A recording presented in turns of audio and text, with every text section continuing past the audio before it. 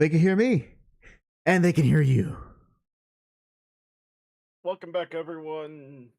Welcome, folks, to episode 222 of the JAC Show. That's right, we are a triple twos today. I'm the genuinely beautiful and moronic hack. And I am your favorite VTuber, Jack. And for today's episode, we will be taking you on a journey that we don't know where it will go or where it will reach, but by golly, when we get there, you'll never forget. To start off, Jack, I actually want to ask you real quick. It's been a while since I saw a funny video, and what I mean by that, I mean like a video that actually made me like legitimately laugh. And now the good thing is I don't think it's a video that's got a significant amount of views, but it's not in the millions, so not everyone has seen it.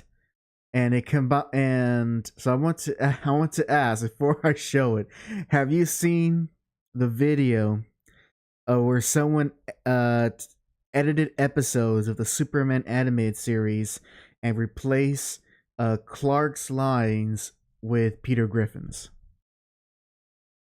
No, I haven't.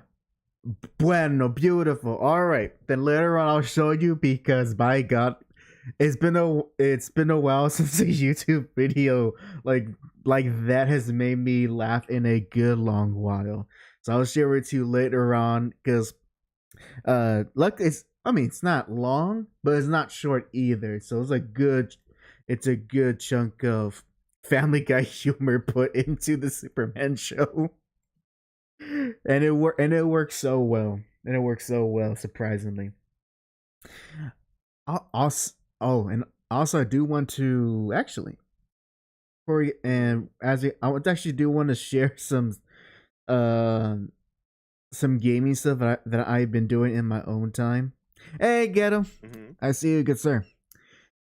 I don't think I really talked about it as much, but do you know, or have you ever played the Marvel strategy game Marvel's Midnight Suns that came out 2 years ago?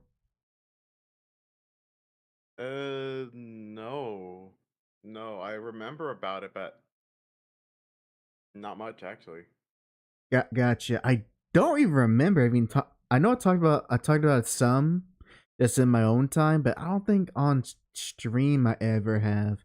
Mostly, and only because I've just been playing on my own time. I guess technically that is the RPG I've been grinding on my own pace. And but not only that, it's also the RPG I've been grinding, but it's also a card game I've been playing, because it's a strategy card game with Marvel characters. Oh, okay. So, now one thing. Now, I think I got this game on a sale, and initially I was interested because it was focusing on the more magical side of the Marvel universe, and I am somewhat intrigued by that, especially with characters like Doctor Strange and with Blade and such. And plus, it was a discounted game. I was like, you know what? Why not? Might as well try it. It's a game that, as far as I know, no one talks about, and it seemed was pretty much ignored when it came out. But, according to Steam, had decent reviews. So I was like, it could be anything. I didn't even know it was a card game. That's how much in the dark I was in. So I won't go play by play, but I am now about 22 hours into the game. Rookie numbers for an RPG, but that's still a thing at a time. I pretty much almost put in a whole full day, no, not full day, a whole literal day's worth of game time into it. And Jack, let me ask you this: have you ever have you ever played any of the Persona games? I don't remember. Yeah, I played 5 to completion. Okay. Did you ever wanted to ever increase your social links with Iron Man? No, he's an asshole.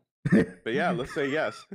Okay, I made that example. Who's okay? How about Spider-Man? Did everyone increase your social links to Spider-Man? Yeah, and then I'll cheat on him.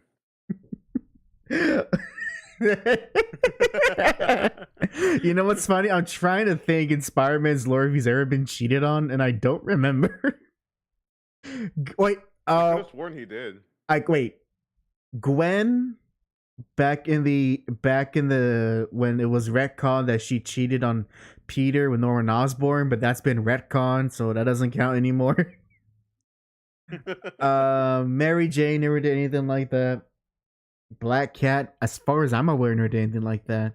So up until recently, Peter was batting 3 for 3 as far as having loyal girlfriends. In any case, well, it doesn't go that far. I'm not sure you can even romance any of the Marvel characters because you actually do play as an original character. You are an OC, and the whole premise of the game is that the Lilith, as in the demon Lilith, is invading the Marvel universe, and so it's up to a group called the Midnight Suns, who are basically a group of magic users and people with supernatural abilities join forces to go against her. And your character, who was called the Hunter, and that's and also called Hunter, so that's your name, which is fine. Which is funny because I always see Hunter as a very masculine name, but the game you can decide if you want to be male or female, and Hunter because the title is supposed to be used as a unisex name. I don't think it really works that well calling a woman Hunter because it's not like people call him the Hunter. They just call him Hunter. So it's just I don't know. It's to me it feels weird if you play it as a woman and you have a very much clearly a man's name. But that's barely an issue. Any case, so you're the Hunter. I'm sorry, and you you are Lilith's son or child, I should say, because depending on which you're a male or female. You're Lilith's child, and you're the only person in the world, this original OC, who can stop her. And it's up to you. You're resurrected thanks to Scarlet Witch and Doctor Strange. And you're resurrected thanks to Doctor Strange, magic, and a character, and for the deep cut Marvel fans, Nico. You're resurrected, and you pretty much you sacrificed your life to defeat your mother centuries ago. Now you're being resurrected back again to do the same exact thing, to defeat your mother. Except this time, instead of having just a bunch of magic users, you have the whole Avengers and other Marvel characters to help you out. And it all plays out gameplay wise, in which you're set into an arena where you can only control three characters at a party, and you use the characters' card abilities to defeat your opponents, which so far in the game has been nothing but Hydra soldiers. So that's the big Marvel villain teaming up with Lilith. It's Hydra. So that's the core concept, and that's what you do for combat. When you're not fighting, you are doing like mechanics straight out of Persona, because what this game also has, Jack, is day and night cycles. So the game doesn't just progress like any like other games. Like Persona, you have a calendar.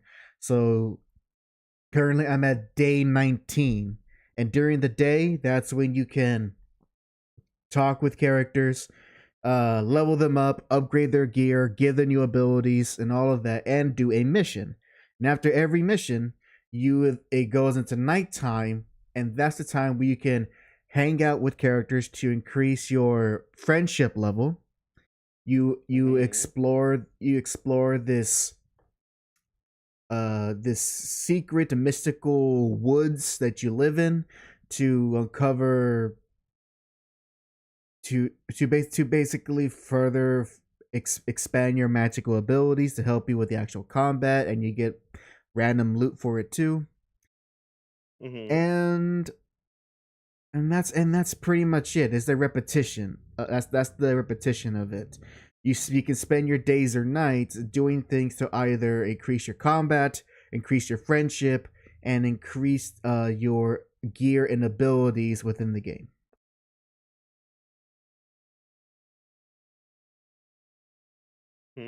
So, sounds familiar to. Sounds very familiar, doesn't it? Yep. Now, I think the only thing that makes them from Persona is that there's absolutely no there is no put yourself in the main character and pretending you're trying to romance everyone. There is none of that. It's all platonic friendship, even with the women. Oh. All platonic. Sorry. Even then, so far in the game, your choices of female characters to connect with are gonna vary depending on your taste. Squirrel Girl? Nope. If she's in it, she hasn't arrived yet. If she's in it, so far, so no Squirrel Girl. Damn. You have, let's see, a choice of magic. Yeah. You have the yes, Ghetto Nico is a deep cut because not everyone even knows about the Runaways. Do you know about that, Jack? Nope. Okay, I'll put it to you this way: you can connect with an alt chick who has a magical staff. That just sounds like magic, but with the staff instead. No, magic's more different because magic is more antisocial than Nico's actually pretty social, despite her appearance with the half shaved head, purple dyed hair, cheek piercings, nose bridge piercings, and a septum ring. Is she a homewrecker? No, like I said, despite her appearance, she's actually a pretty chill person. You would think she would have the most red flags, but nah, she's like the person in the party is like, we gotta all be friends and stay focused. Okay. Magic do better. Yeah. Other female characters, you got Carol, the Captain Marvel herself. Yeah. I know. That's what I thought too. And is there anyone? I think that's all the ladies. Yeah, so far. Wow. I would remind you that because you have a choice to being a male or female OC, I think as a female OC you have more variety in the men and the women because both ways you can do friendship with everyone. So as far as the men, you have, like, so you got all your favorites. You got Tony, you got Doctor Strange, you got Spider-Man, you got the Robbie Reyes Ghost Rider, who I think is the chillest character in the game. I'll always try to hang out with him. You got Blade, who he's fine. I just wish they didn't try to include his little own subplot that he has a massive crush on Captain Marvel, because all I could think is, man, Blade, you could do better than that. Yeah, I know. So I thought too. It's like, come on, Blade, you could do better. And just recently, the last character to join my party is Captain America, and it's hard not to be like, oh, Captain, my Captain, oh, Captain, my Captain, when you're with him. Gato, who has actually who has experienced a little bit of the game, he shares he could even make his hunter a self-insert. Closest he could get was the come over dreads, and he'll be dim and have that haircut near. You don't want the Killmonger look. Don't you know the character from like the 17th century ahead of his time with the Killmonger look? He just made buzz cut 7 gen. Then you should have been the girl. Then you have even more hair options. I'm just saying. You probably won't get some decent dreads, but you'll have more options. It's not like you can romance anyone, as far as I know. The game hasn't mentioned anything like that. I think I'll end it here because I'm enjoying the game. I'm not gonna tell you that it's the best, one of the best RPGs ever, or something that you got to go out and play. But as someone who reads the books and all of that, I actually appreciate the game in that they actually make the comics canon.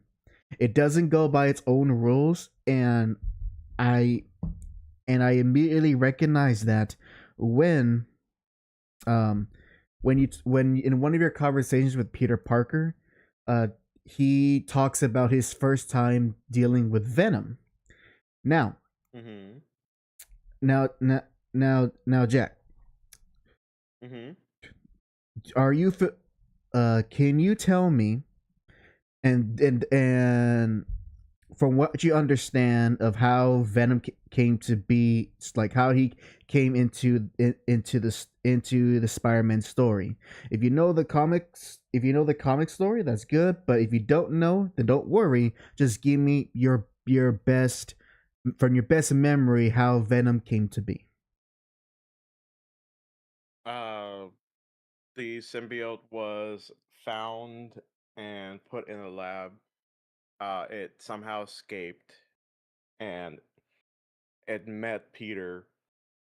Attached to him, they did the whole thing with the black suit. After he finds out that the symbiote is affecting him mentally, he takes it off of him via sound waves, technically, and then the symbiote finds, I forgot his name, Flash Thompson, and connects with him,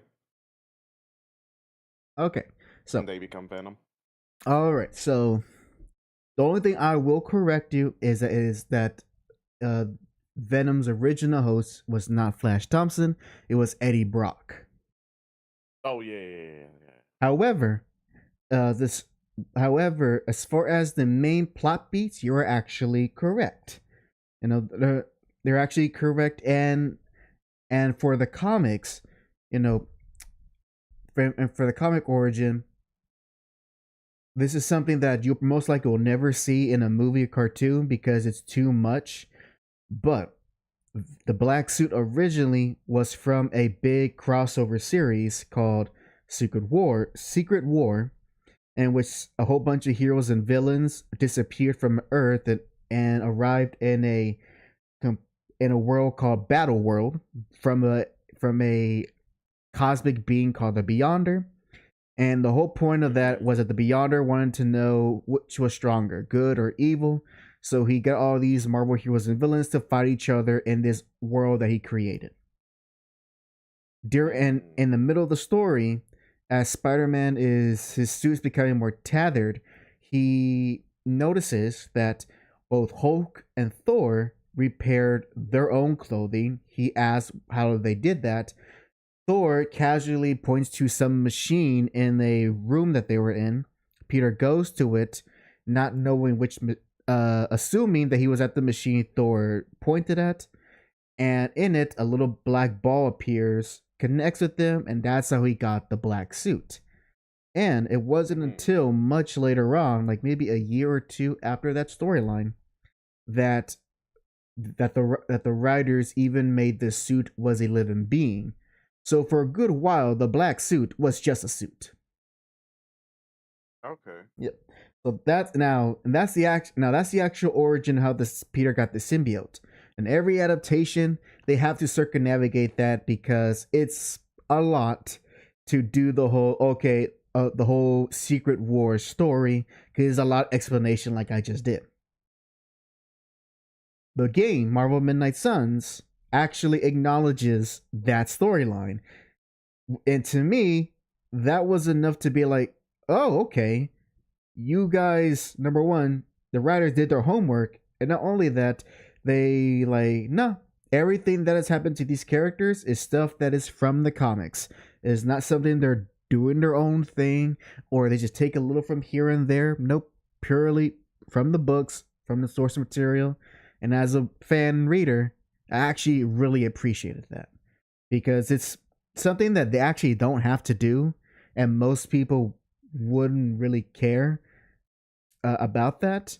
So that the fact they have that details and they have it to other characters beside who have their own complicated history makes me appreciate the game even more, and honestly, it's kind of what motivated me to keep playing, because out of all the big Marvel games that's come out, like the Insomniac Spider-Man games, that Avengers game, that the infamous Avengers game, the Midnight Suns actually bothered to be more to use the source material as if its foundation for the story that they want to tell. And I really did appreciate that. Let's see here. Oh, and also, as far as the sound thing, you're actually correct. You're correct also on that, and that was actually thanks to Reed Richards, because Peter went to the Fantastic Four, and it was actually Reed who discovered that the black suit was in fact a living alien. Mm-hmm. So there you go. And you know that Fantastic Bagman costume you often see in Spider-Man games? Yeah. Well, that's a result when Reed Richards got the symbiote to forcibly off of Peter. Peter didn't want to go. Peter was just in his underwear, and so what Johnny did was he gave him a spare Fantastic Four costume and a paper bag so that Peter can swim by anonymously. So that's the backstory behind that. Let's see here. Let me look at the chat real quick. Also, hey Johnny, welcome, good sir. Johnny says Blade's taking what he can get. Since it's getting clear that film is never coming out. That Deadpool joke just ages like wine. Johnny, he comments on you, Jack. He says he went for this particular Spider-Man cartoon origin. He respected. That's peak. Johnny also says, still insane. The original art for the first showing the black suit sold for $3 million. Oh yeah, it's kind of funny. Comic book fans are notorious for disliking change, but when they saw that black suit, oh, they loved it. They ate it up, Jack. It's like one of those rare things where comic fans weren't scared of the new thing. It happens, but it's very rare. And I think it has to go with a little bit of them wanting to see Spider-Man look more menacing rather than the bright colors. I mean, even then, I would still be scared of a man swinging around with red and blue. Well, even yeah, or if you want to go by the original design, red and black. But even I mean that's definitely possible. That's definitely, it helps for Spider-Man's creepiness. But also the suit is just a banger. When you look at the original design, so simplistic, but it works so well. If I recall, I think one of the reasons why they ended up going back to the old outfit, this wasn't the only reason, but one of them was a famous comic artist by the name of Todd McFarlane, who created Spawn. When he was doing art for Marvel at the time, this is the late 80s, early 90s, when he started working on the Spider-Man books, he was a big Spider-Man fan. He was actually severely disappointed that he couldn't draw Spider-Man in the red and blue costume. And so what the editorial staff did to make sure that they kept him around was like, okay, we draw him in the black suit for this amount of issues, and after that you could draw him in the red and blue suit. And the only reason why they even capitulated was because he was that big of an artist. Like, he was the first really superstar artist going out there making a name for himself, to the point that he got so big that he could even quit working at Marvel or DC and do his own thing and actually be successful from it. That's how much of a success Todd McFarlane was. Wow. Let's see. Reading through, Ghetto says, crazy enough, Jack. The 90s Spider-Man cartoon adapts Secret Wars way after the black suit story. Yeah, that is still funny, that the 90s cartoon, because Venom appears at the end of season 1, and they do the story that the black suit came from, but that's like 4 seasons later.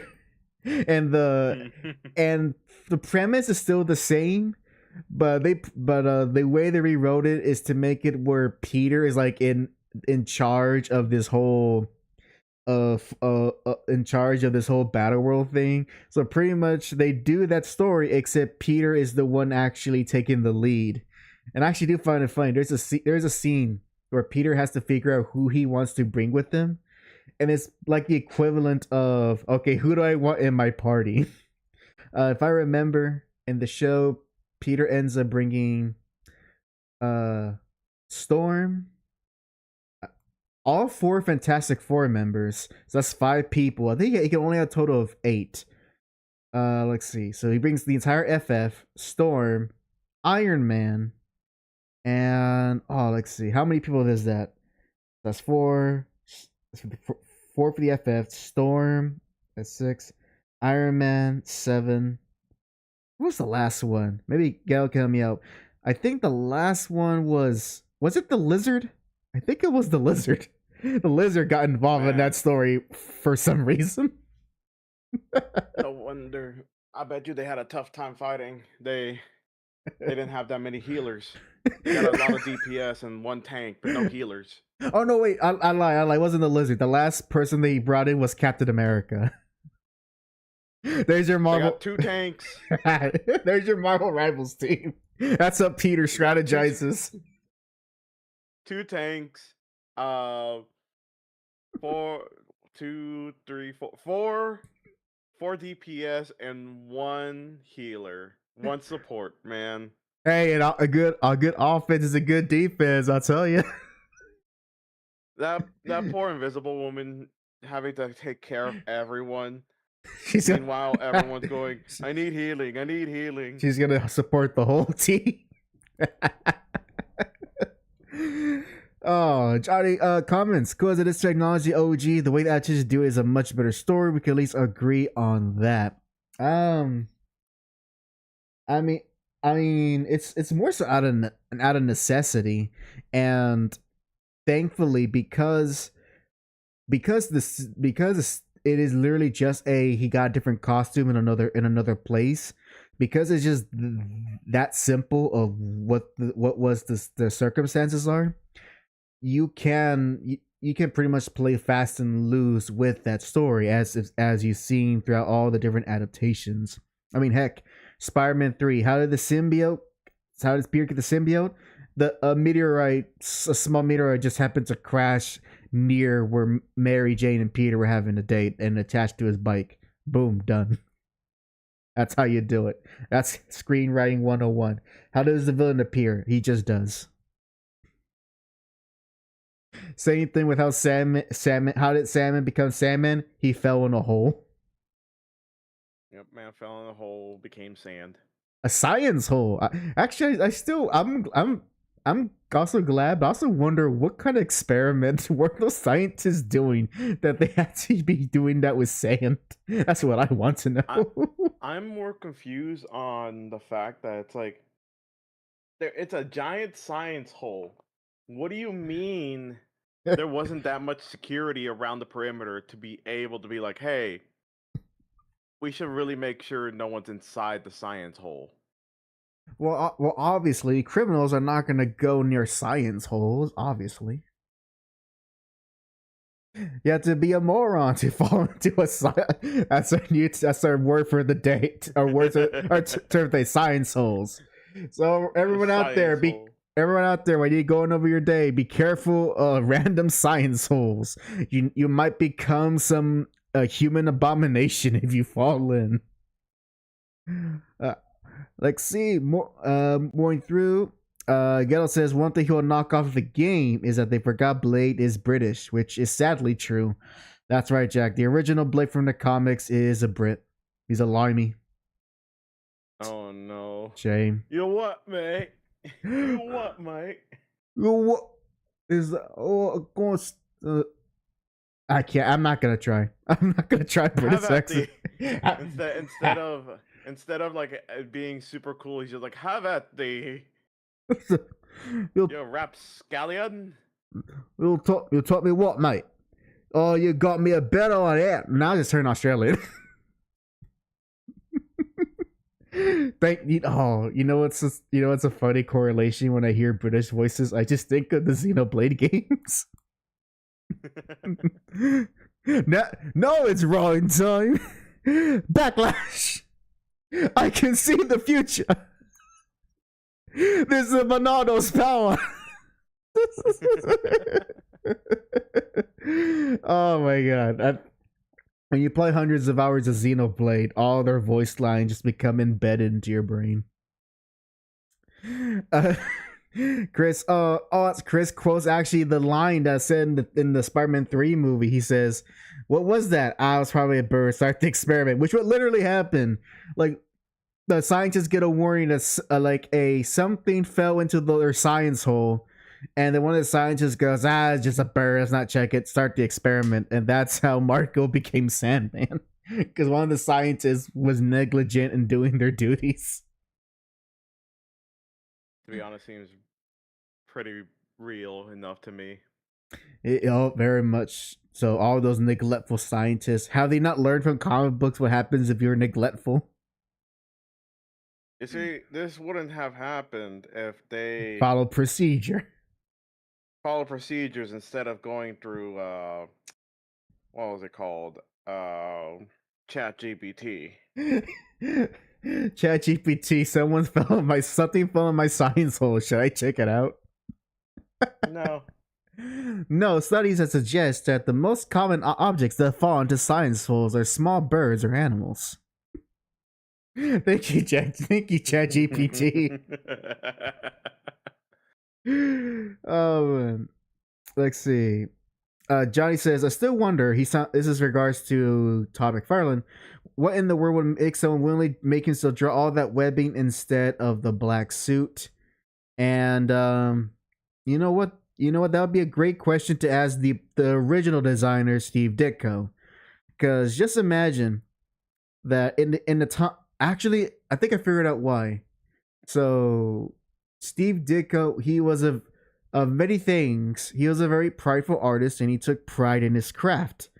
And he liked to be very intricate. And at the time, when superhero costumes were purposely drawn to be very simple and straightforward, because it will be, number one, that's less work on the artist, as he has to draw these characters in different poses and angles for 22 pages every month. Steve Ditko was like, you know what? Nah. I'm going to go all out, and I'm going to draw this great design of a character, and his entire body is going to have lines everywhere. And every panel, I am going to draw all these lines. It's just like Akira Toriyama when he created Cell.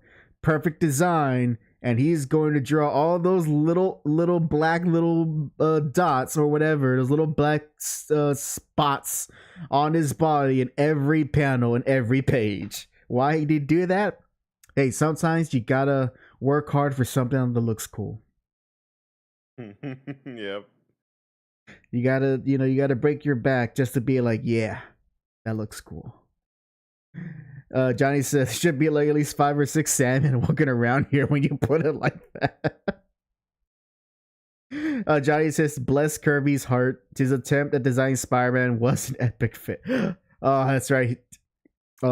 Jack Kirby's his pitch for Spider-Man, which pretty much looked like original Blue Beetle. So imagine Spider-Man with very basic colors, and he shoots web with a gun. That was through a gun. That was Jack Kirby's initial pitch for Spider-Man, that he will be this grown man who wears like a traditional superhero costume, and he shoots webs with a gun.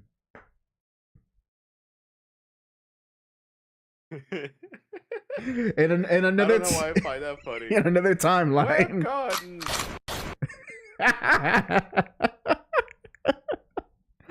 Oh my god, Jack, you just reminded me. There's a what if story like that came out back in 2018. It is, what if Spider-Man became the Punisher? And literally, what? Yes, that's the what if story. And literally in that comic, Peter Parker makes literal web shooter guns. Like, it shoots webs and bullets.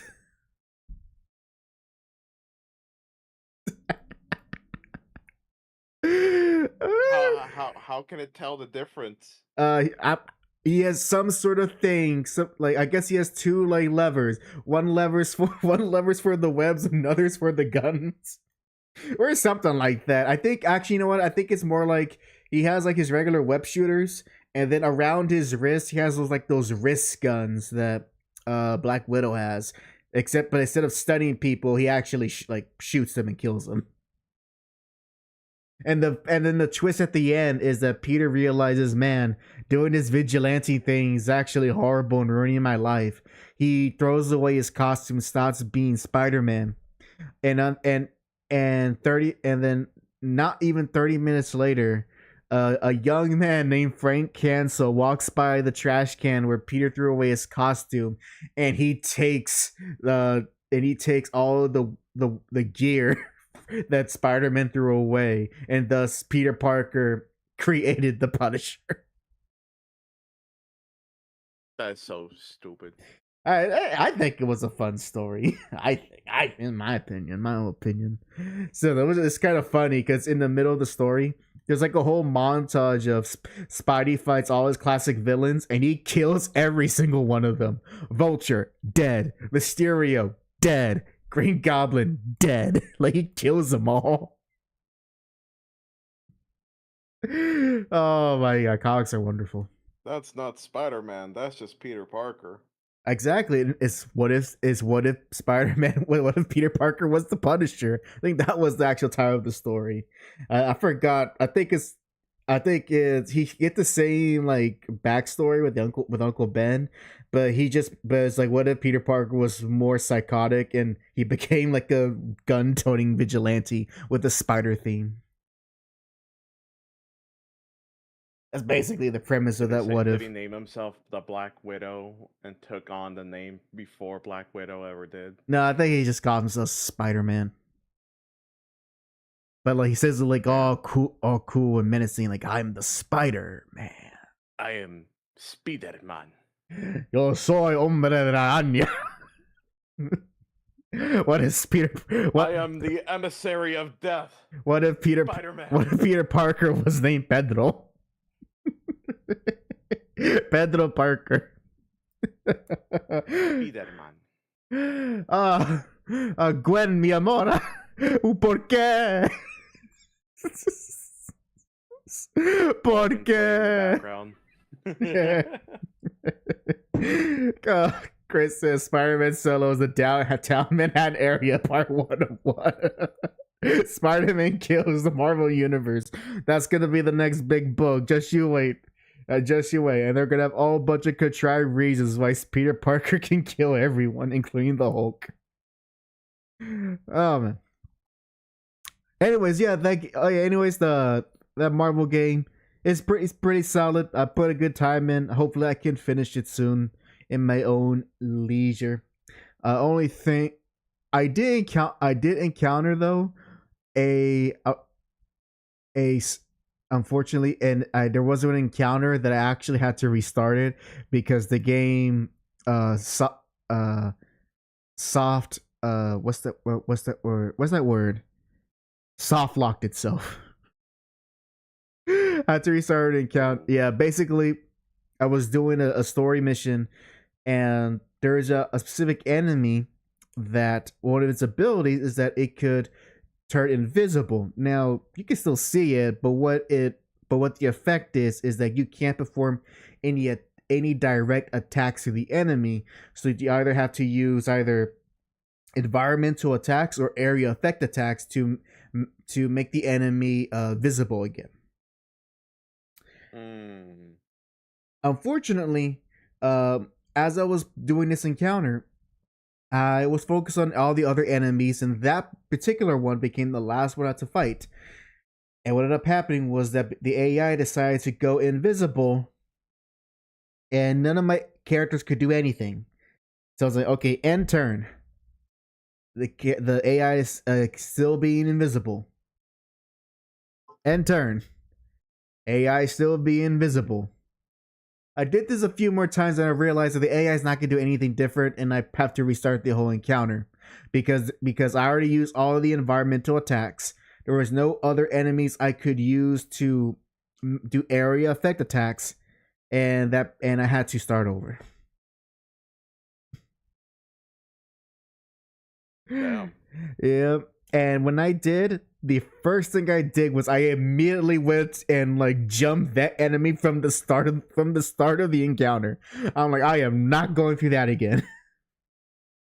So 22 hours in, that's the only time that I actually encountered any a weird technical issue. So that should tell you something.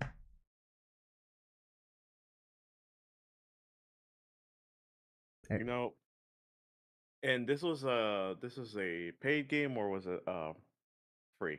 Oh no, it's a whole AAA game. Okay, okay.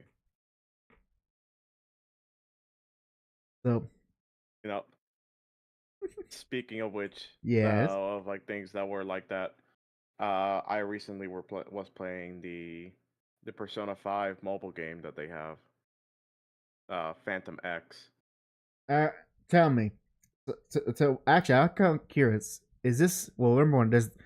What kind of mobile game is this? It is basically Persona 5, Uh huh. but just with added gotcha. Of course. Yep, Okay. they gotta make their money somehow. No wait. And now, are the demons or Arcana the gotcha? No, the characters. Um, what? You may think to yourself, they don't have enough characters, and you're right. They don't have enough characters to uh make these things. So what they end up doing is I guess like the brand franchise characters, they're 5 stars, and Uh. the OC Uh. characters, or not, yeah, just the original characters that they made are like four stars. I see. Oh my god. All right, you know what? All right, fine. I thought they would have used the demons. That made more sense, especially since there's a whole mechanic where you collect them and you can fuse them to make them stronger. You can do gotcha elements with that. But all right, um, I would spend money to get that 5-star Makoto, I guess. But tell me your experience with that. So far I've been enjoying it because it really does feel like the problem I had with Shin Megami Tensei Mobile, Mm. because they did have a mobile game, is yeah, it had that feeling you were talking about where you get to control some of the monsters or the demons. You would talk to them and be able to capture them like via talking. Uh, but this one did leans more into the fact of like this is a Persona game. You're going through these. Oh, sorry, my back. You're going through these palaces. You're fighting a big bad evil guy in that palace, and you're trying to take his treasure. For the most part, whenever I played through the game, I was not feeling any like I didn't feel like I was being forced to spend money to get the characters I wanted, or like to progress through the story. I mean, if Okay. you want a certain character, then yeah, you're gonna have to spend money just because you want the character, but it's not mandatory for the story. You know what? I can respect that. That it's not very, at least from how you're describing it, it is not pressuring you to be like, hey, we have a special summer season gotcha event. Don't you want to have? Well, I forget who's your waifu? Oh, it's a teacher. Is it? Makoto. Why I thought it was a teacher. Don't. Anyways, don't you I want? mean, she can be too.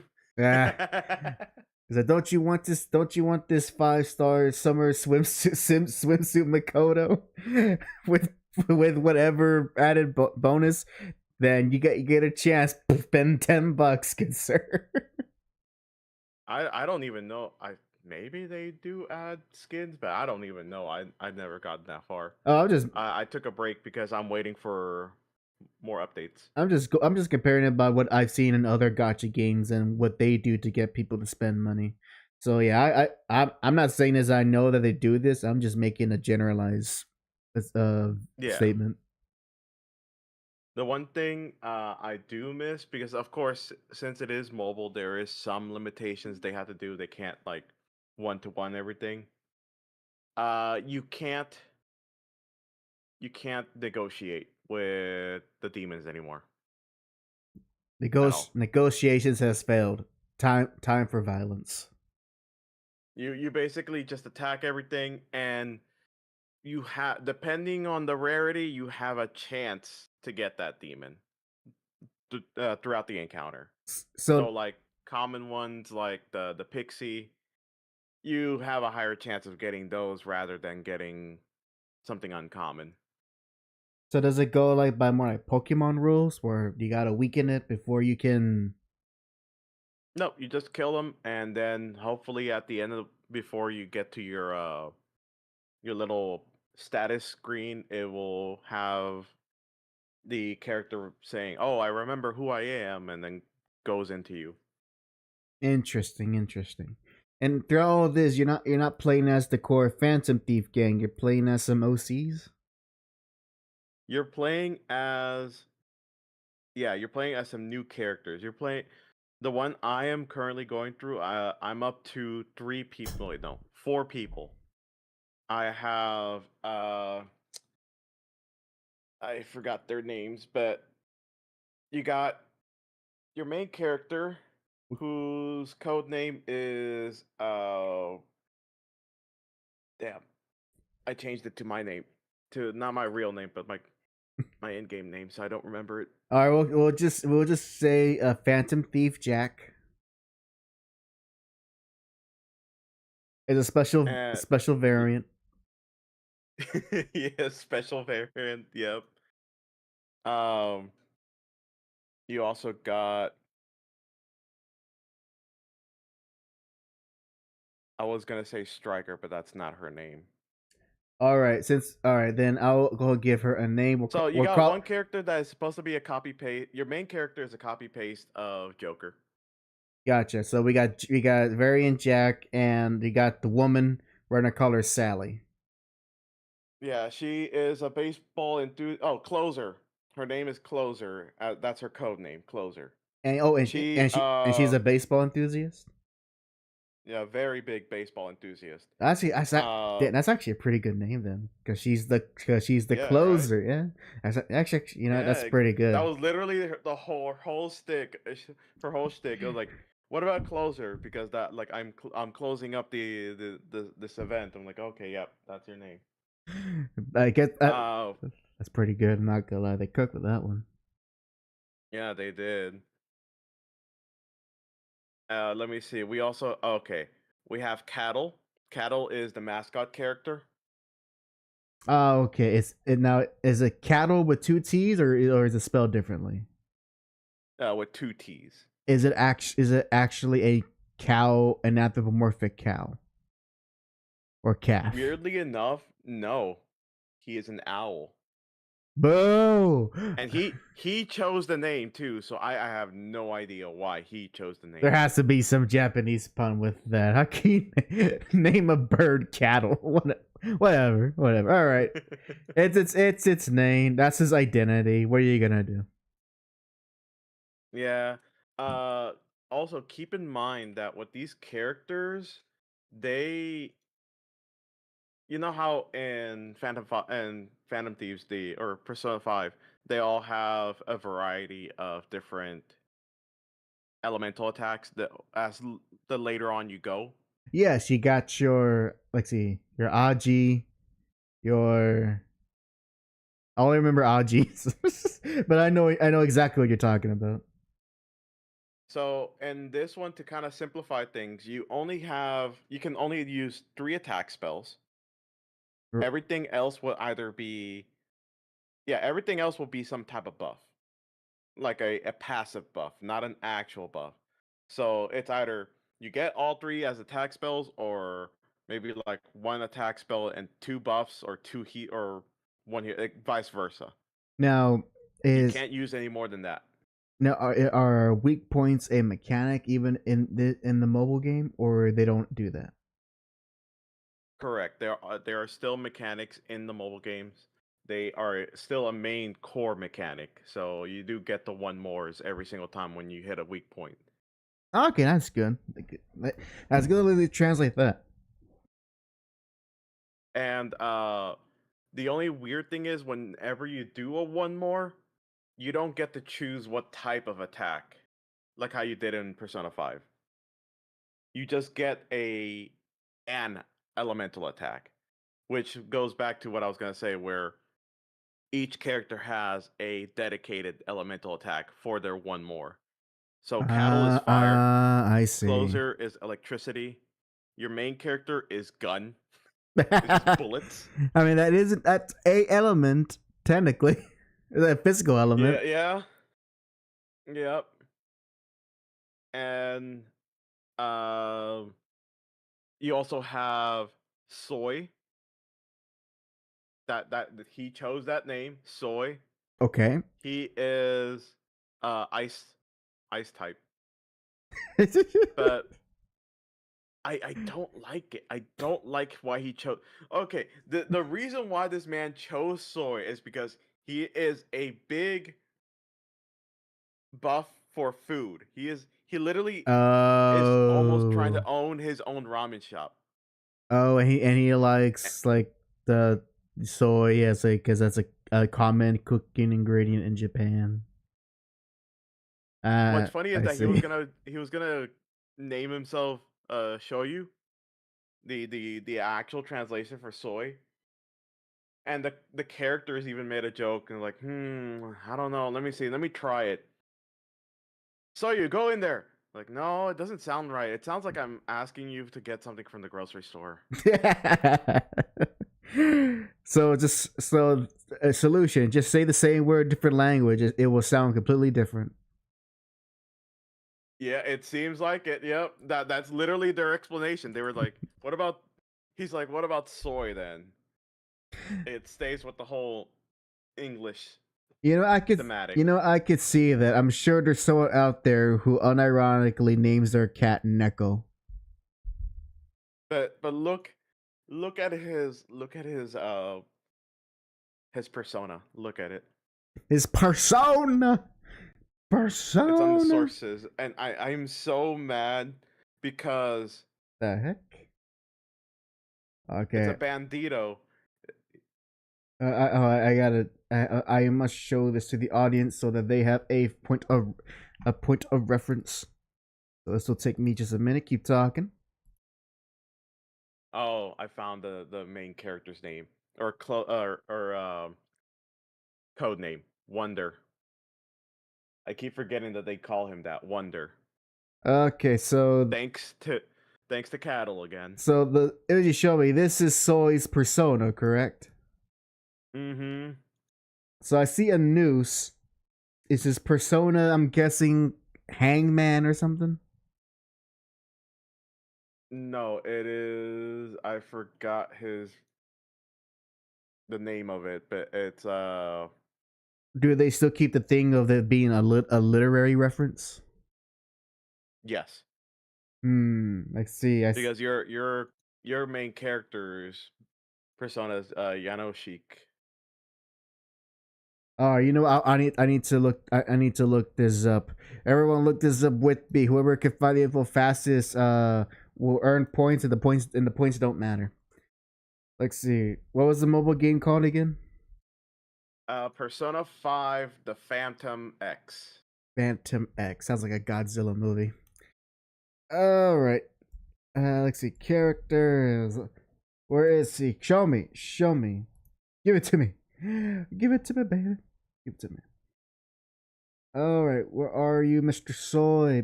Or what's his real name actually? Shun Kano. Here it is. Shun Kano. I know, but I like saying Kano. All right. Kano. Kano. He's a Cancer. Oh, you can't trust him. His Oh, yeah. Can't trust him at all. his persona is named Mandarin. or Mandarin. or No, there you go. Yep. or Mandarin. And Mandarin. dang it, what is? Oh, here it is. Thank you, thank you, Megami Tensei Wiki. Louis Mandron was a French smuggler from Dauphiné. He has been known as the Robin Hood of France due to him rebelling against the corrupt French taxers who at the time levied many and unpopular tax, such as the Gabelle salt tax. Okay, so it's named after an historical figure. Okay, I see it. And I mean, I don't see anything. soy is salty. Yeah, and let's see, this person is this person or character from 1748, so the 18th century. You know what, with those big cavalry boots, yeah, makes sense. Yeah, design makes sense, and the weapon, I guess it looks like a musket. I guess should be a musket. Don't know why he looks like a shotgun shells as belts. Oh, you want to know what's you know how everyone has like a dedicated gun for their character? You want to know what's his? What is it? Not a musket? No. What is it? It's a minigun. Oh, He just gets a minigun. there he is, the minigun, the weapon of the French people. We shoot it against their fucking English. They go. Oh, I don't know. The Prussian. I used this gun during when King Napoleon in the Battle of Waterloo. If we had that back then, we would have killed all the Prussians. I don't even remember the Prussians were part of the Battle of Waterloo. Whatever. I'm about as accurate as the Napoleon movie. But for the looks of it, back into the game. So, are you still playing it like casually, or are you taking a break from it? I'm taking a break for a minute. I'm probably gonna get back into it whenever I do have time. I am like 70% done with the third palace. Well, what are you doing? Also, play it right now on stream while you're talking to me. Do it. You're wasting valuable time. Spend that money. Spin that wheel. Also, spin that wheel. I do gotta say the palace owners, they're with Persona 5 Ja. and base game / Royal, they had like some kind of like terrifying, or like they're pretty serious in the sense of like what their palace owners are. You got the corrupt teacher that did things to the students. Then you have the artist that is plagiarizing, and then you have the drug dealer, and then goes all the way up to like even government level. I find this one weird because you start off with guy that shoulder checks people in the train. Oh, that's internet influencer. Oh, the worst kind. That internet influencer that writes Yelp reviews. Seriously? Not even Yes. Not even some like toxic grifter or some e-celeb preyed on their fans, something like that. Just they write mean reviews. They write mean reviews so they can buy off the restaurant for themselves. Oh, and then lift it up. Oh, it's a food. It's a food critic. You know, yeah. It was funnier in my head. I was thinking like an internet movie critic. I'm thinking you have to go into the palace of the nostalgia critic. Gotta steal nostalgia critic's treasure. Oh no. Jack, you must steal his heart. Oh my. You must steal the critic's heart, Jack. So that he can forgive himself for making that review of the Pink Floyd movie that everyone still talks about, I guess. I don't know. Oh God. No, I think they moved on. I think only the haters still talk about that. And the nostalgia critic, or Doug, his real name, he actually has the best response to it. In that he actually said, um, in response to all the criticism, he said, "You know what? I did something new and different. It didn't work. It happens, but I'm glad I made the video, and I'm moving on to the next project." That's all he said, which is beautiful. I respect that. That is I respect that's a it. respectful response. That is respectful. But anyway, as a side tangent. So is that what you're currently on? The food critic. You're trying to Yeah, I'm invade. currently on the food critic. Trying to invade his or her palace. Yeah, and the whole thing is instead of I forgot. Well, in Persona 5, they said a specific thing. It wasn't hope that they were being taken away from. They were taking something away. Love. No, I think it was just a standard. It was people's rebellion or rebellious nature. This one, Freedom. they take away people's desires, which sounds more like Persona 5, the other one, the beat 'em up or the hack and slash. Oh yeah, I know what you're talking. I know what you're talking about. The one that the Switch couldn't handle. Like it could not handle that game. So many slow many slowdowns when enemies were on screen. And plus, I was reminded. Oh yeah, Mugen games. Not Mugen. What's that genre called? Help me out, folk. What is the Dynasty Warriors genre called? Muso games. No matter what franchise you use or specific mechanic you put in there to make it unique, it's still a Muso game at the end of the day. My enjoyment out of it was somewhat limited. Yeah, I mean, the good thing is this one still does keep to the whole thing of Persona 5 with the palaces. They do have their individual puzzles. They do recommend people to kind of complete the whole palace 100%.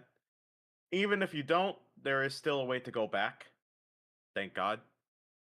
Because you know how annoying it is for me to go back to Persona 5 Royal because I forgot to give the little kid the last 3 sin seeds so I can make a pendant out of it. uh, I don't know if I ever did that, unless that's just something only on Royal, because I only played the original. That's only in Royal. Okay, then I don't know. All I remember is I did the palaces, and then I get the new character, and I still think it's weird of how late that you get. Was it Haru? I think that's her name. Yeah. It's so Yeah. weird how late game she is brought in. Do you have enough time to even do a full romance with her? Yeah. Okay. You have enough time for everyone. The problem is I never used her gardening mechanic. What, what does her garter mechanic do? Like, what does it specifically do? It was supposed to give you buffs. Like you would eat the food that out of it, and then it will give you buffs. Yes, nothing prepares me for battle like homegrown farmers market tomatoes. Now I'm ready to invade this palace. Like at least whenever I started the with the Phantom X, they gave the gardening stuff right off the bat for you. So I'm like, okay, I can use this. I still don't use it that often, but it's there. It's there. It's there if you need it. Better to better to have it and not use it than to not have it and need it. There you go. Because they did change a few things and like you don't get money off of the fights anymore. You get like these little jewels. You get money when you log in daily, Oh, I like an see. allowance. And as And reward, you get some of that bling, that good bling bling. and even then, the one of the few things that I would say is kind of annoying is So you have your 5-star characters, but then you also need your, if you want to complete the set, you can have the 5-star weapons for those characters. But the only actual way I've ever seen you be able to get those 5-star weapons is you have to collect these premium coins and then trade them in gacha style to the gun salesman. I see. Oh, Like getting the characters is easy, but getting the weapons it's a bit tougher. that's right, Net. Thankfully, you only have to worry about one weapon. You only have to worry about the main weapon. The guns they don't Oh, because apply. yeah, because as those are character specific items. Yeah. Oh, So sound. It does sound. It does sound interesting and a lot more than what I would. Well, not more than what I looked into when I like what English is hard. It sounds it does a lot more than your average mobile game. it does have the usual side stories you can do. They're not that deep, but they're there, and also little Easter eggs in a way. Gotcha. Oh, Because my first instinct was, hey, wait, I'm in Shibuya. boy, Oh wait, there's the oh, forgot what was the name of where where Joker was like being at. You know, it started with a Y. uh, uh, uh, Well, his area. yo, I was like, yo. what happens if I try to go into the cafe and it's locked? But it'll say like, it'll say you you have a strange feeling that you've been here before, and you smell there, and the smell of coffee goes through the air. Coffee. That is a neat touch. Unrelated as well. The people know. I just saw this on X. Apparently, you can now play the first Mega Man Legends games on PC. On current hardware. It's Oh boy. not an official release, so some dedicated fans uh took the it says PC port repacked. No more auto full screen. Windows 10 and 11 compatibility. They implied a mod called Unfinished Business. I have no idea what that is. They have X input to D input support. All videos plays, and there will be tools, and there'll be tools. So tools for people to know how to install this stuff. I retweeted on my X account. So if that interests you, want to play Mega Man Legends on your PC, there you go. Or you know what? Maybe I could share it. Can I share it on the? Hold on. Let me copy the link. He's losing it. I'm not. He's losing his R's.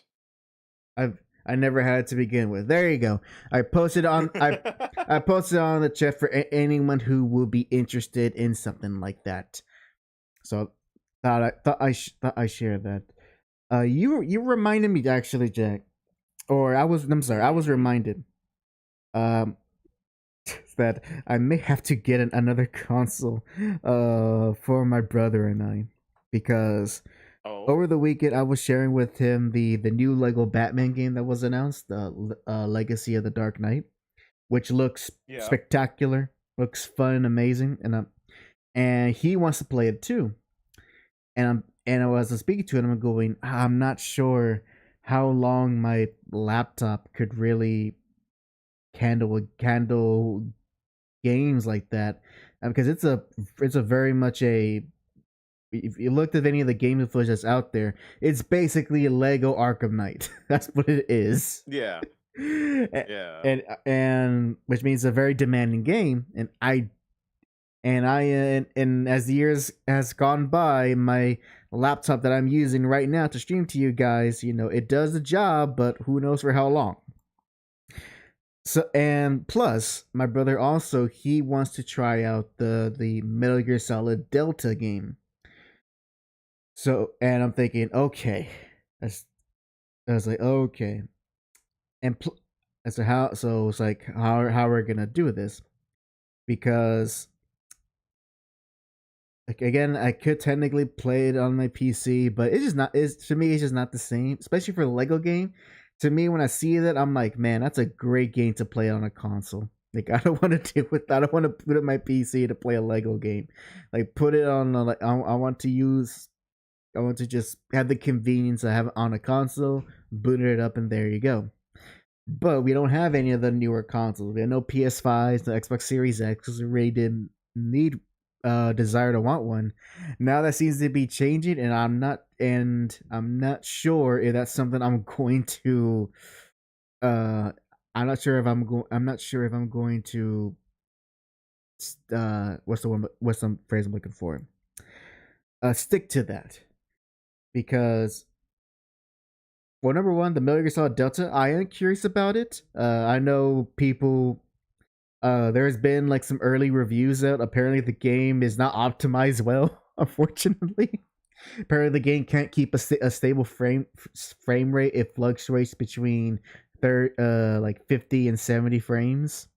Apparently, aside from that technical issue, apparently it's exactly like Metal Gear Solid 3, just with a new fresh coat of paint, so to speak, which is not a bad thing. MGS3 is an amazing game. Uh, but I see the discourse online, and I do really, I don't know, I do find it funny how there's always so many comparisons to the original game, and especially like during one of the ending scenes where Naked Snake, I should say, is saluting the boss's grave, and people are going look at the dramatic lighting and so forth, and look how dull and lifeless the remake is. And all I can think to myself is, they both look fine. Both of them like are literally for the hardware that they're made for, like the highest graphical fidelity you can achieve. Just one of them is going for more natural lighting, and the other one is going for a more cinematic lighting with like with heavy usage of sun You know, rays. for me, hot take. Yeah. I prefer the natural lighting over the ethereal lighting that we have. The old one had. To me, the old one looks like the. To me, it looks like they did it on purpose, not for artistic reason. It could have been artistic reason, but like another thing is probably like uh limitation reason. That way they can hide some of the more rougher edges of the game. More than likely, and it's probably one of those things you don't notice if you play that game on a CRT on the PS2. Yeah, because like looking at it, I'm like, this looks rough. I'm like, I get the whole ethereal kind of look because like, yeah, someone died and stuff, but like, it just looks messy. It looks messy. It looks like something. To me, it looked more like a flashback scene rather than a scene that happened right after the events of what you just did. Yeah, and as well, if I were to be honest, the one thing that I am not in favor of for MGS3 is I actually don't like the color tinting of that game. As like I get it's set in the jungle, doesn't mean the game has to be tinted some like a shade of green for everything. Not everything. It Yeah. depending on location, it that tinting is less noticeable. But when you compare it to the up to MGS 1 or 2 or 4 or 5 or V, depending on how you want to call it, uh, like it stands out of how heavily tinted it is, and that is for an artistic purpose.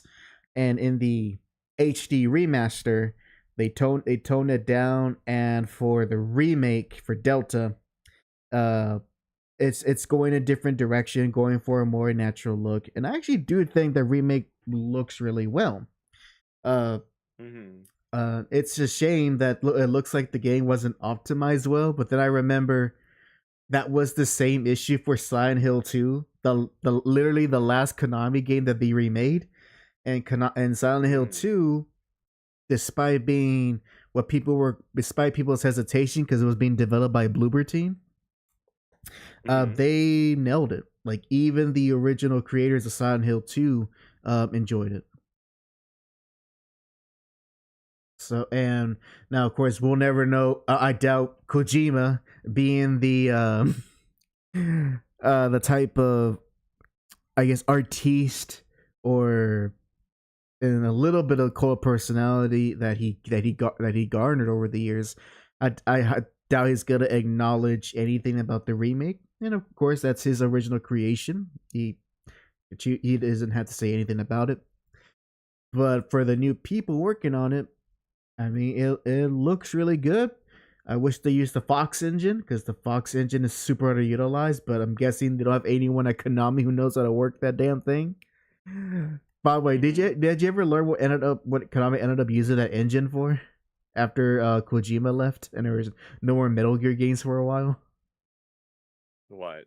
They ended up repurposing that engine that Kojima and his team spent a lot of time creating.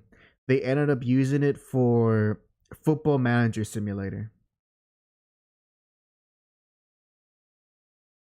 Wait, for what? Football, as in soccer. Football. Football Manager Simulator. Huh. Which, believe it or not, that is one of Konami's biggest franchises. You know, I think I remember seeing that.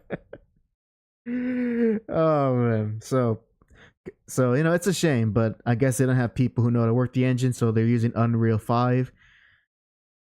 But nevertheless, the original point is that I want to play these games with my brother, and again, I want to make memories with them, and I'm having to probably suck it up and just have to get a PS5. I don't know. There's nothing that's driving to get an Xbox Series X, but I think I might have to get a PS5 in the future real soon. But it's all just to have some fun time, some quality time with my little brother. So I think that will be worth it. Yeah. It's one of those damn. That's another $500 out of my wallet right there, and plus more with the games. But once I do it, I'll get over it. And from all I heard, the PS5 is a pretty good console. It's just a shame it doesn't have games. That meme is so done and dated, but it's still funny. By the way, have you realized the PS5 is literally 5 years old now? Don't remind me. The PS5 is. I didn't even realize. Yes, it came out 5 years ago. But the problem is that in 2020, 2021, no one could get one. So it's only in the past 3 years that people can get PS5s now.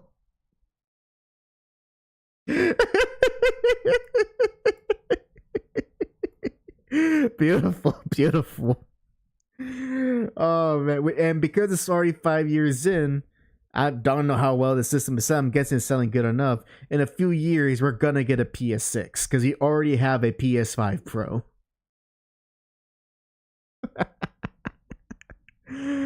Oh man. Actually, you know what? Any case, I have to look at when the Batman game, because that's the one I most want to play. I would prefer to get it on a Switch 2 because I would like to get a Switch 2, but the Switch 2 won't have Metal Gear, so I gotta pick where I gotta pick where my brother where will be suitable for my brother and I. Plus, he has some interest in playing the second Spider-Man game for PS5. I was like, I mean, if you want to play that, sure, go ahead. And so yeah, I'm going to start saving money. Whoever wants to give me at least $600 for a PS5 digital one, because it's extra if you want a disc drive. That's so stupid. I think that's the stupidest thing about that console. You have to pay extra for a disc drive. I'm not making a PC here. That kind of ruins the point.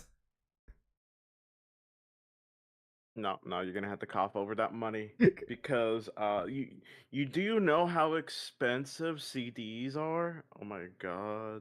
Not even. They're so expensive. Yeah. Oh yes, the ever expensive Blu-ray media disc. Oh, how expensive they are. Even though Sony literally owns that brand and they can make them however much they want and charge however much No, they want. it's way too much. It's just way too It's much. Tariffs. Yeah, you know. Yeah. Thanks, Trump. not even this Instead that of not even the terrorists. They released this console when Biden when Biden was in charge. no, no, no. Thanks, Obama. That's right. There you go. Thank you, Obama 2.0. Yeah, thanks, Obama. Oh man. You know what? I'll give the Xbox Series X this. It may be a big old mini fridge, but it has a disk drive. It has It's a amazing disk how they're drive. selling us. They're selling us all these things that but with less features, and they're raising the prices even more. It's just like it's so annoying. It is, and that's why I don't want to feed into it. But at the same time, I do want to I want to make good memories, and who knows, and who knows the games that those two specific games I want to play. I hope that they actually do live up to their hype, especially with Metal Gear literally releasing in 3 days. Hopefully all that poor optimization and whatever other technical errors they found, hopefully that can be patched out. I mean, it sucks. The game should be working on day one. That used to be the standard, but we live in a time of that you can fix these issues even after the game is released. That doesn't mean you should do that, but we have the technology, and hopefully the Lego Batman game. Hopefully, I have a more better time with. You know what? I hope I have a good time with it. That just as when the last Lego game my brother and I played together was actually Lego Star Wars: The Skywalker Saga, in which we played through all the Star Wars movies. Yep, all 6 of them, and then we stopped there. Yep, no more. We played the whole thing. It was like Lego Star Wars: The Complete Saga again. Now you play the remakes. Actually, kind of, yeah. That game kind of is a remake of the Lego Star Wars games from the past. Yep. Except with juggle combat, you can juggle opponents in the air. Only problem is all your enemies get die like in 2 hits. So unless you find a poor NPC, you cannot do any cool air combat. Oh. But someone did find an exploit. It's with I think someone was Qui-Gon Jinn, and they were air juggling Anakin half across the map. And we're talking like little Anakin, not Jedi Anakin. So Qui-Gon Jinn just air juggling this poor boy with his lightsaber as he's just floating all across of Naboo. You're the chosen one to get your ass kicked. Now get over here. What was now? Hold on. There was something in my head. Oh, still on the games topic. This will be a short one. I have found myself, Jack, wanted another gaming distraction, and I booted up my copy of Tony Hawk's Pro Skater 1+2 HD. And man, I forgot how fun those games were, and also just how just you get right into it when playing a Tony Hawk Pro Skater game. I forgot how fun that was. Yeah. And just doing tricks and doing all the little missions. It is. I'm reminded of a time as a little kid that it was the coolest thing to have a Tony Hawk game, whether it was the Pro Skater games or the Underground games, and being introduced to a whole world outside of skater culture and the stuff that are attached to it. Which fun fact, it's actually because of Tony Hawk Underground 2. That's where I heard my first Johnny Cash song. Really? Yeah, in its soundtrack they had the song "Ring of Fire." So, and that's where I heard it playing Tony Hawk's Underground 2, and I still have the memory because I remember I would intentionally play that song when I was doing one of the maps where for those that don't know, in Tony Hawk Underground 2, when you play a map, every map has a secondary character you can pick, and they will have like some random ride or vehicle for use to skate around. And the one I remember most is, I think it was actually some dwarf riding. It was either a dwarf, which is a very short person, skating around in a shopping cart. Hmm. And it was the funniest thing to my 10 or 12-year-old brain. Just skating around a shopping cart, doing all these tricks, going on ramps and everything. And the best part was unlocking the secret characters. In Pro Skater 4, which is the one I had, the secret character of that game was Jango Fett, which was awesome. Especially when I unlocked the no gravity, I just cheated the game, gained all these high score points as Jango Fett is slowly. Not only is he slowly falling back down to the floor, he has a move where you use a jetpack and you get extra lift. So I keep going higher and higher as I keep doing the move for extra lift as he's slowly falling down. It's beautiful. And in Tony Hawk Underground 2, the secret character of that game was Shrek. And unfortunately, I didn't know that. Yep, and unfortunately, his only unique thing he does that there are some moves in which he either burps or farts, and that's about it. I think I think the only time I remember a Tony Hawk game, and you gotta help me remember it. Uh-huh. All I remember is that you were slated to be it was a contest. You were being filmed by your best friend, and you were slated to be like chosen for that, to be able to fly over a helicopter. But your best friend claimed Oh, that's right. Oh, the trick that you did it. Oh, that's right. That's right. One of the greatest villains in the greatest villains in game in history. Oh, what was his name? Wasn't he Eric or something? Yeah, that was Tony Hawk I think so. Yeah, that was Tony Hawk Underground 1. Which that one actually has more of a narrative than the second game. But yeah, that's one of the infamous moments. What was that punk's name? I'm looking it up. I think it's my mind is saying Eric Smalls, and I don't know if that's true. I don't know where I get that name from. Eric Smalls. I hope that is his name. Let me look at the characters. I'm looking it up right now. I hope to God his name is Eric Smalls. Is it Bender? No. No. Okay, story mode. Come.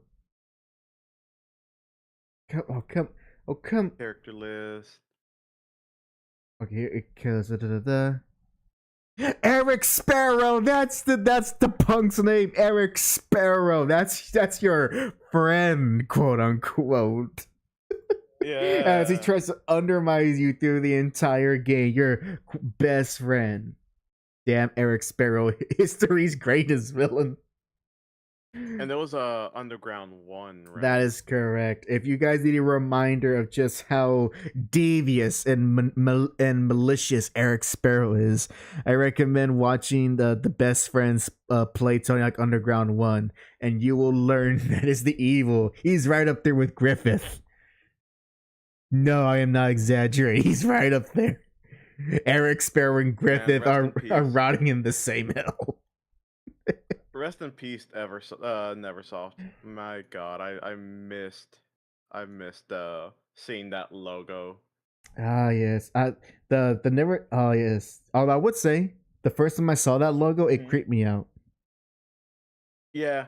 Because I don't want to imagine I don't imagine a pointy object going through an eyeball. So every time I would play Spider-Man on the PC, I would like have to close my eyes and cringe a bit every time I saw the Neversoft logo.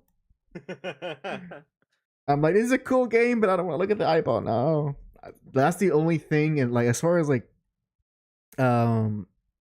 horror or stuff like that, anything to do with eyeballs, that's where I get like all like jittery and I don't want to look. Anything with eyeballs, I'm not looking. I don't care. Which means that there are certain parts of JoJo Part 4 that I'm like, I was like, it weirds me out. Specifically, the Italian, when they go to the Italian restaurant, and when what's his name? What's the dumb best friend's name again? Help me. Let's see, Josuke, Koichi, and I remember his face, but I don't remember his name. Damn. It has been a while. Okuyasu, thank you, Ghetto. Okuyasu. When I especially when I saw that panel and when I saw it animated, seeing his eyeballs dry and wither, to me that was like one of the more freakier things scenes of JoJo. And the only thing to me that gets up there as far as making my skin crawl is in part 5 when they meet those two brothers and one of them has that fishing rod stand, and just seeing the fishing rod like go through underneath your skin, you see the outline. That just describing it's giving me jibbies. The hibby jibbies. Oh man. The only thing I really remember from, well, the one thing I vividly remember is the freaking gun that just appears out of a piece of napkin or paper. Oh. Just casually. Oh, I remember. Gun. I forget. Was that with Rahan, right? Is that with Rahan? Yeah. Wait. I remember that happened. I remember the context. I don't know if it's Rahan opened a piece of paper or Josuke. Like maybe it was. No, it was Josuke. Was it like? Was it that? Was it? I swear it was Josuke. Was it that dad who was like turning? Who like he had like the arrow and he was giving random people stands? Was it that character? I remember that it was an old man. I think it was an old man that was inside that paper. It has to be the dad, like the dad. I believe it was Okuyasu's dad. Yeah, because he's the one that gave Okuyasu and his brother their 2 stands, and then he was like going around town giving like other people stands. That is also like such a weird thing to do. Like, you would think, oh yeah, I got these stands. I got these magical powers because I accidentally stabbed myself with this arrow. You would think you would want to keep it to yourself, that way no one else has one. No. No, he just decides to give everyone one. Well, he wasn't a smart dad. But and also it is I set it up in the beginning, but here it is. So here's the video that I want to show you guys, the super guy. That's what it's called. I shared it on the sources, Jack. And I'll go ahead and show it here on stream. I am confident at least one of you guys in the chat most likely already see it, but you haven't seen it with us. And this will be Jack's first time watching it. So let's enjoy this little reaction here. So let me get the video up and running. And we're ready.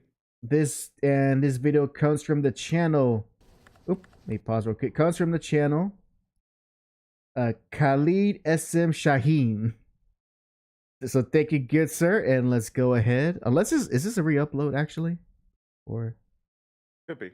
No, it says original, so maybe not. Oh no, it says he re-uploaded the video for international viewers. Okay, so it's not the original, but he made some adjustments so people outside of America could watch it. So we go here. All right, you say you're ready, Jack? Yep. All right, let's play. Let's watch this in 3, 2, 1, play. I'm confused, Kent. See, I've lived in Metropolis most of my life, and I can't figure out how some yokel from Smallville is suddenly getting every hot story in town. Lois, there's something important I want to tell you.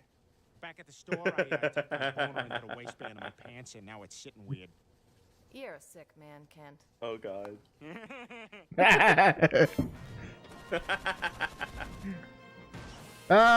Copyright. Pause a bit. And then now, and play. I'm playing now.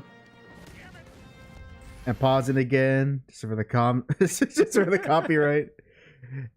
Oh no. And for the play. All right. I'm priceless. All right. If you're all right, sync it up. I'm at 42 seconds. I am at 53. I went a little farther than you. Yeah, to pause it for the copyright so that this stream don't get taken down. Gotcha. All right. Let me know. Let me know when you are there. I'm ready. All right. Playing in 3, 2, 1, play.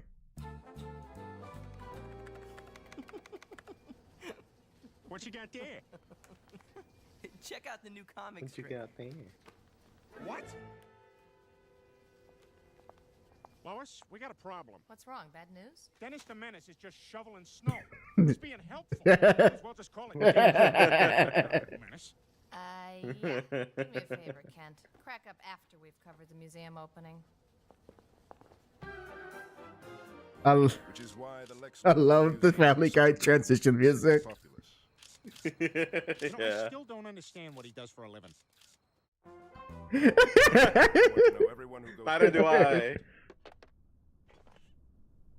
I see you. If you excuse us. Look who finally showed up. I have a deal to offer you. This ought to be good. The deal is this. You leave me and my operations alone, and I will leave you alone. Why should I trust you? No deal. People can be very predictable in their wants and needs. Whoa, whoa, whoa, whoa, Not to whoa. mention certain things. Actually, I sort of have a headache, kind of. I think I gotta go to the bathroom.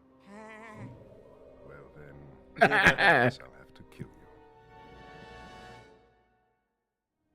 He tried to gay kiss me. I'm sure it's not as I'm telling you, he wants to get with me.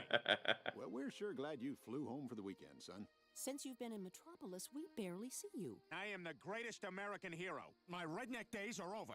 How are things, going? I've been thinking about that. See, I wrote this erotica book, and I was hoping you could loan me $7 to publish it. We can start our own father-son business. So, what's keeping you, Clark? You got our support. Listen, I gotta ask you something. Who's my real father?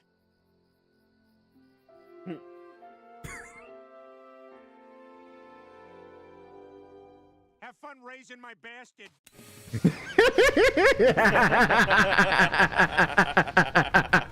Pause. I was just want to get Oh, it's such a perfect punchline. Oh, oh, it's just beautiful. All the great edited voice clips for Superman. And especially because it kind of matches with the lip flaps, it all it makes it even better. You put that much time and effort. Oh, Beautiful. all right, let's keep going. I'm at 2 minutes 57 seconds. Same. All right, playing in 3, 2, 1, play.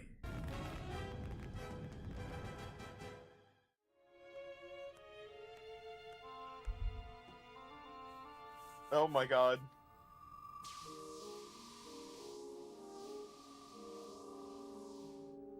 Ah, sweet. Excuse me, is there any way I can get on the plane now? I'm very late. Oh, okay.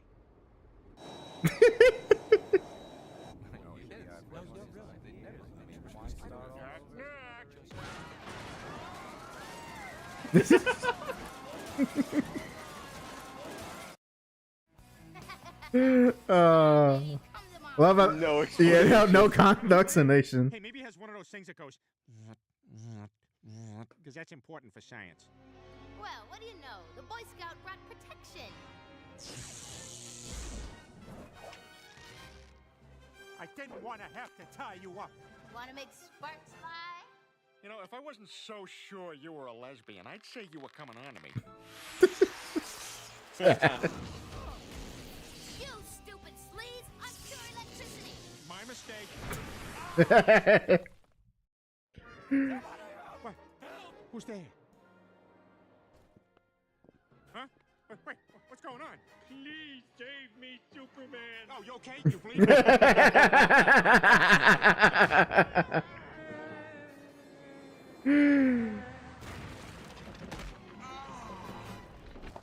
Out of my way, Roadhog! Wow, Gilbert Gottfried. What are you doing here? I thought you were dead.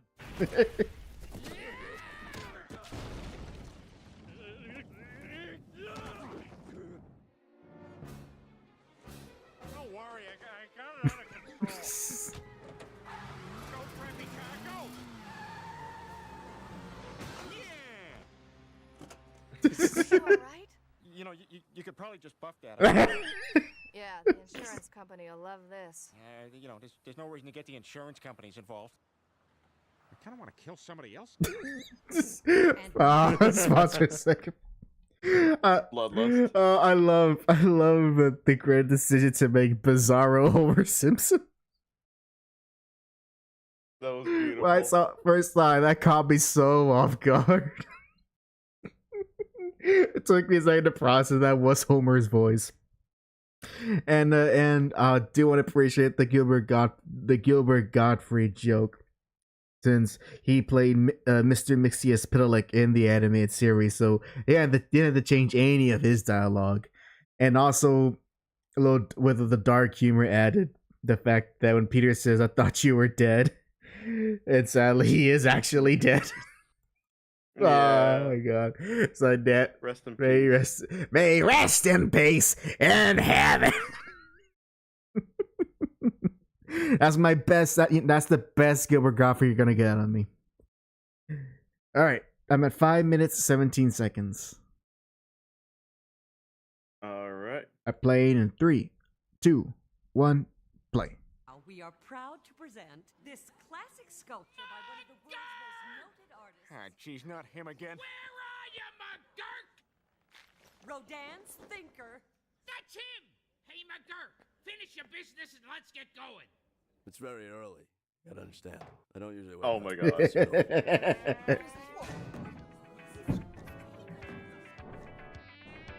Little home movies love, which I know a few of you in the chat will enjoy. McGurk, get rid of this bum. Oh, yeah? Him and what army? And now I'm gonna punch you. How the hell are you gonna do that?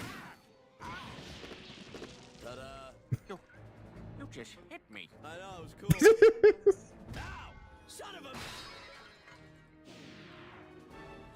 Holy crap! Superman? Oh my god! Look what you made me do! Don't you look happy? Don't worry about it, Lois. I need money for sympathetic reasons, and I have no other option than crime. The horse is here.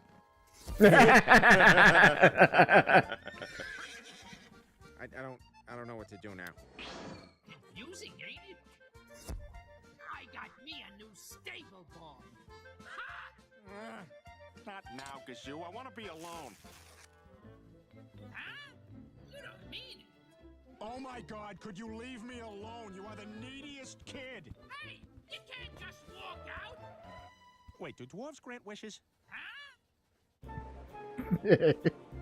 Aloha! Something I can do for you, Superman? You're a businessman. I'm a businessman. And I've got a proposal that I guarantee you can't refuse. Of course you do. Well, you're a little late. I've got work to do. We'll rob a train.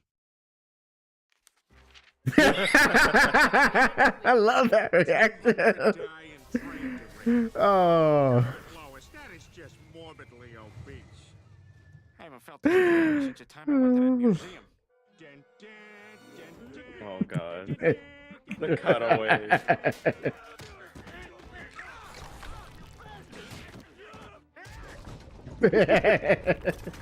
Just hearing the Homer yells. bones in my nose.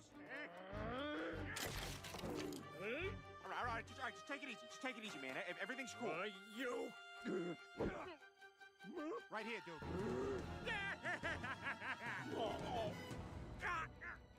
Oh, son of a whore! Give me some milk. Ladies and gentlemen, I give you the Lex Luthor Museum of... Oh, Jesus, hangover's killing me. Oh, God. I hate you. You're a bad man, and you made me cry. Get a security crew down here now. Yeah, You made I'm me a little cry. nervous, though. I'm not sure what to talk about. You're kind, intelligent. You shouldn't be afraid to tell a girl what's on your mind. Okay, so here's what I'm thinking. Why do women have boobs? So you got something to look at while you're talking to them. Oh no. I'm sorry, that came out wrong. Oh, what are they gonna do pause. with Batman? Oh, you're gonna. I promise you, you're gonna love what they do with Batman. It's a very obvious joke, but it's an obvious joke done well. So let us watch. All right. I am at 850. All right, ready. All right, played in 3, 2, 1, play.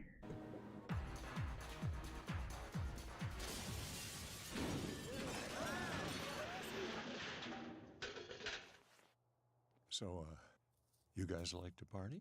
Oh god. Just surrender quietly. It'll be easier for us all if you...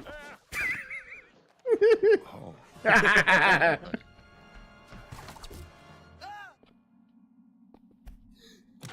Sorry. I thought you were the district attorney. The important thing is you learned your lesson. Batman, what do you think you're doing? I gotcha. Uh-oh.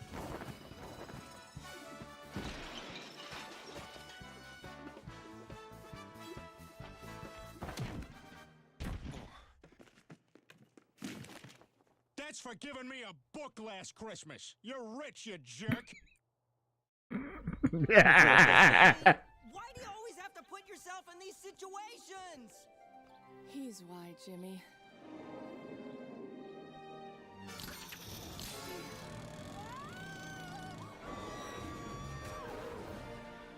You okay? Don't you worry, sad little girl. You always catch me when I fall, Superman. Besides, how else am I supposed to get to know you better? Lois, I'm gay.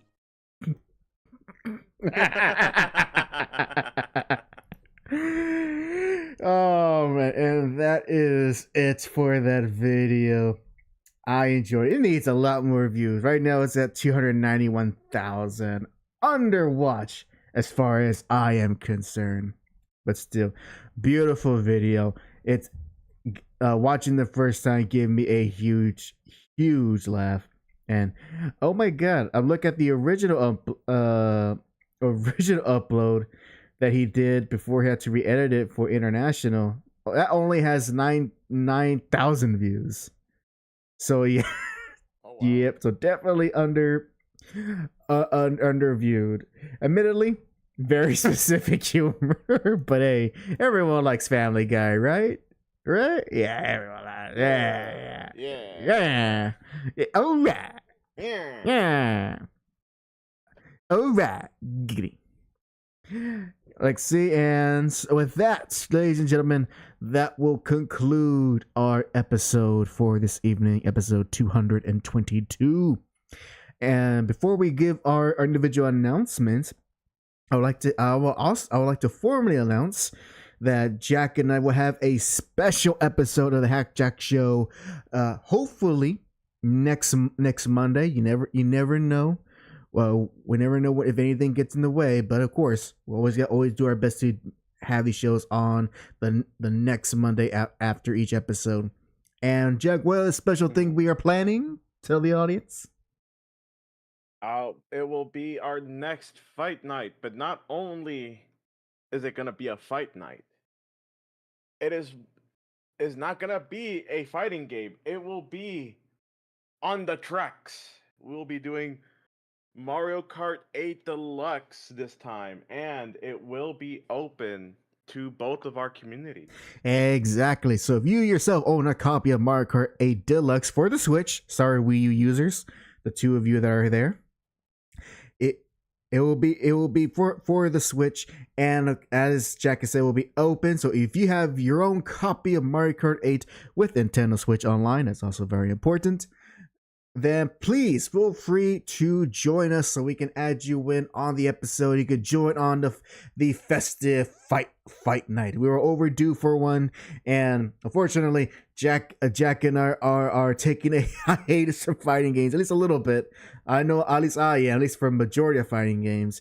And I was thinking, well, you know what? You're kind of fighting in Mario Kart. You're throwing items at each other. Yeah, that's combat. There you go. Yeah. There's a little bit of strategy, a little bit. So that will be fun. I hope everyone either watches or join us. And because it will be a Switch live stream, I am assuming that this will also be hosted not just on YouTube but also on JAC's Twitch. Correct. Correct. It will also be on my Twitch. Yes. So, and you have all the full power because you got the capture card. So next week is all on you, baby. All you. It's gonna be all Jack. So anything goes awry, blame him. Oh boy. We've done this before. It'll be no biggie. And so that's our big announcement. Hope you look forward to it. Now for our individual ones, go ahead, Jack. Share to the audience what you like to announce. So for tomorrow, I'll be playing not Grounded, but I'll be playing Peak with Mr. Winter. And hopefully on Wednesday, I'll get started with the Undertale stuff. I have also been moving most of my Wind Waker experience through Thursday night, so I know most people will not be able to show up. But I would encourage to see the VODs whenever possible. We do a lot of wacky voice acting with the characters. I know. So it's fun all around. I heard a bit of it. You have a very creative voice for Link's sister. Oh yeah, the Newports. Yeah. it really messed with my throat. I don't know how I feel, but you give Link's sister Dr. Girlfriend's voice, but you know what? That's for me to deal with. I gotta just appreciate your comedic vision. Anything else you wish to announce, good sir? With Friday, I think I'll be taking it off, and that's it for the week for my upcoming week. Yeah. Thank you very much, Jack. And as for me, if you haven't seen it yet, I've already uploaded a new video on my solo channel.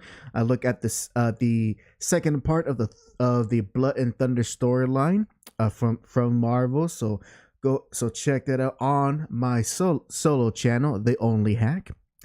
As well, I have made some good progress on the script writing for Spider-Blood episode 7, so some good progression there, and I'm always reminded to how fun I have making these scripts, and I should be able to after this week, if I get some free time, should knock out another big important section of the script writing and make some good progress. Other than that, I'm also gonna be working on another special video that I am hopefully comes out well. I can share it. I want to do something focusing on the recent Iron Man run that recently concluded, and want to have another person speaking with me. Who it is, well, they know, but you'll have to find out. That will also go on the solo channel, since we'll be talking about a very recent comic book series that concluded much quicker than I anticipated, and I want to share my thoughts on how this particular Iron Man series fared in its strange story that it attempted to tell. Other than that, that's all I have for my current projects. And with that, thank you very much for watching this episode of the JAC Show. Hope you guys had a good time and a good evening or a good morning. And we also appreciate anyone watching this after the fact. Hope you enjoy this episode as well. Thank you very much for watching. And this is HAC and JAC. Sign out. Good night, everyone.